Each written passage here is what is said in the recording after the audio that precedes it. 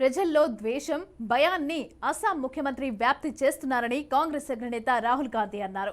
దేశంలో అత్యంత అవినీతిపరుడైన వ్యక్తి అస్సాం సీఎం హిమంత బిశ్వ శర్మ అంటూ రాహుల్ మండిపడ్డారు. ఇక సీఎం కోరుకునేదే మీడియా చూపిస్తోందంటూ వ్యాఖ్యానించారు. ఈ రాష్ట్రాన్ని నడిపిస్తున్నది హిమంత కాదని, దీని రిమోట్ అమిత్ షా చేతుల్లో ఉందంటూ ఇవాల్టి జోడో న్యాయ యాత్రలో రాహుల్ పార్టీ కార్యకర్తలతో వ్యాఖ్యానించారు.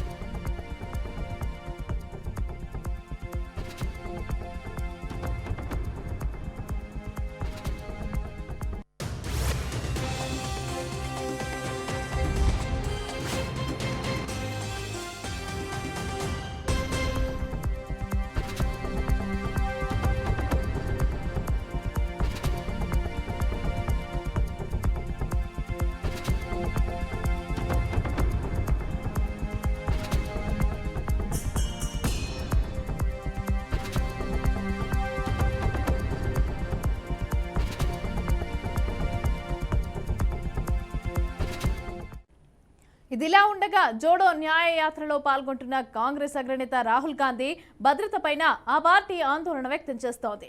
రాహుల్ నేతృత్వంలో అస్సాంలో జరుగుతున్న భారత్ జోడో న్యాయ యాత్రలో ఉద్రిక్త పరిస్థితులైతే చోటు చేసుకున్న నేపథ్యంలో రాహుల్ భద్రతపైన పార్టీ అధ్యక్షుడు మల్లికార్జున ఖర్గే తీవ్ర ఆందోళన వ్యక్తం చేశారు. కేంద్ర హోంమంత్రి అమిత్ షాకు లేఖ రాశారు. ఇటీవల చోటు చేసుకున్న భద్రతాపరమైన లోపాలను ఆ లేఖలో వివరించారు.